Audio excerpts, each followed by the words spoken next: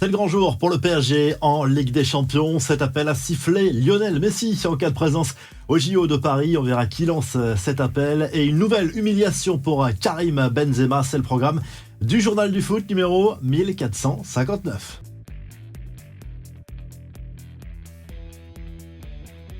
La Saint-Valentin attendra pour les supporters du Paris Saint-Germain. PSG Real Sociedad, c'est ce mercredi soir 21h au Parc des Princes sur Canal+ pour les abonnés.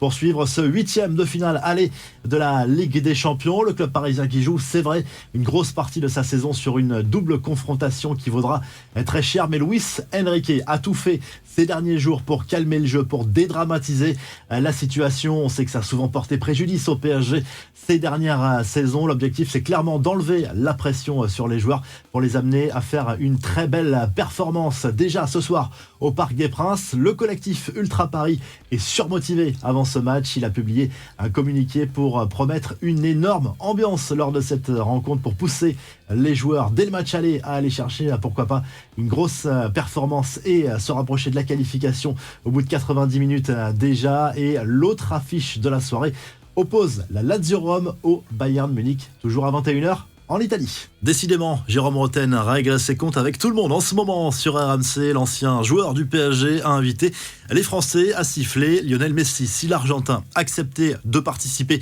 au JO de Paris cet été, il ne faut pas oublier ce qu'il n'a pas donné. Les gars, il y a un moyen de contester le fait que Messi s'est foutu de nos tronches pendant 2 ans. Sifflez-le, a lâché Roten sur RMC. Dites-nous ce que vous en pensez en commentaire et si vous êtes d'accord avec son analyse. Les infos en bref, des nouvelles de Zinedine Zidane qui s'exprime rarement, mais ses prises de parole sont toujours très scrutées. Après avoir botté en touche sur le sujet, Mbappé au Real, l'ancien coach du club merengue, a reconnu qu'il envisageait de reprendre du service sur un banc de touche très bientôt.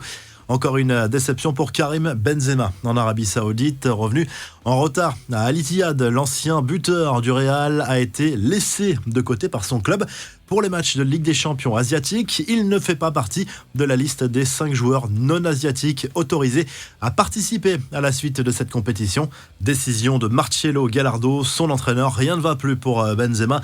Ce geste à la hauteur de la grandeur de ce club. Liverpool a choisi de faire un joli cadeau à Sven-Göran Eriksson qui souffre d'un cancer qui lui laisse peu de temps à vivre. Le Suédois va réaliser l'un de ses rêves. Il fera partie du staff des Reds pour le match des légendes contre l'Ajax Amsterdam le 23 mars prochain. Enfin, très bonne nouvelle pour un joueur du PSG éloigné des terrains pendant des mois. Nuno Mendes a enfin repris l'entraînement collectif, ce qui laisse penser à un retour imminent dans le groupe. Milan Skriniar et Presnel Kimpembe, eux, sont toujours en rééducation.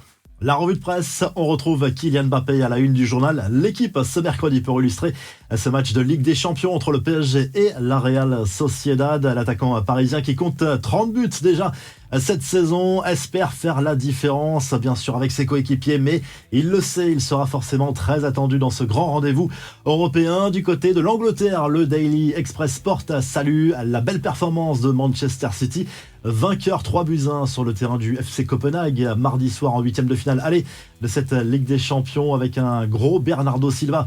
Également avec Manchester City qui fait un grand pas vers la qualification pour l'écart avant le retour le 6 mars prochain. Et du côté de l'Espagne, le journal Marca revient bien évidemment sur la victoire du Real Madrid sur la pelouse du RB Leipzig, toujours en Ligue des Champions, toujours mardi soir 1-0 pour le club merengue avec un but magnifique signé Brahim Diaz. Peut-être une erreur d'arbitrage également pour un but refusé à Leipzig. Le débat est ouvert. Si le journal du foot vous a plu, n'oubliez pas de liker et de vous abonner. Et on se retrouve comme d'habitude très rapidement pour un nouveau journal du foot. Salut!